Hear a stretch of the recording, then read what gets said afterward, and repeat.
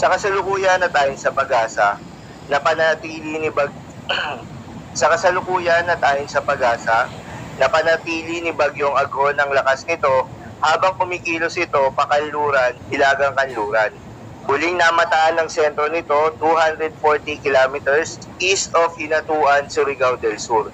Ito ay may lakas na hangin na aabot sa 45 kilometers per hour malapit sa sentro at may pagbugso na aabot sa 55 kilometers per hour. Ito ay kumikilos sa bilis na 30 kilometers per hour kanluran, hilagang kanluran. Malaking bahagi na ng Visayas at Mindanao, pati na rin Bicol Region, ang naaapektuhan ni Bagyong Aghon.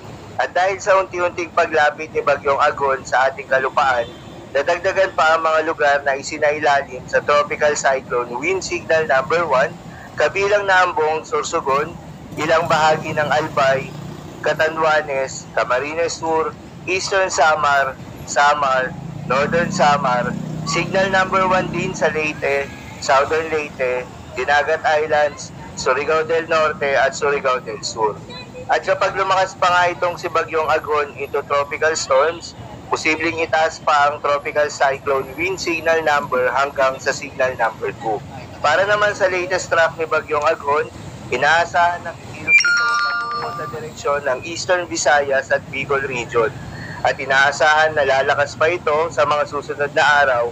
Posibleng bukas ng Sabado maging isang tropical storm na ito at maaaring magkaroon na ng international name.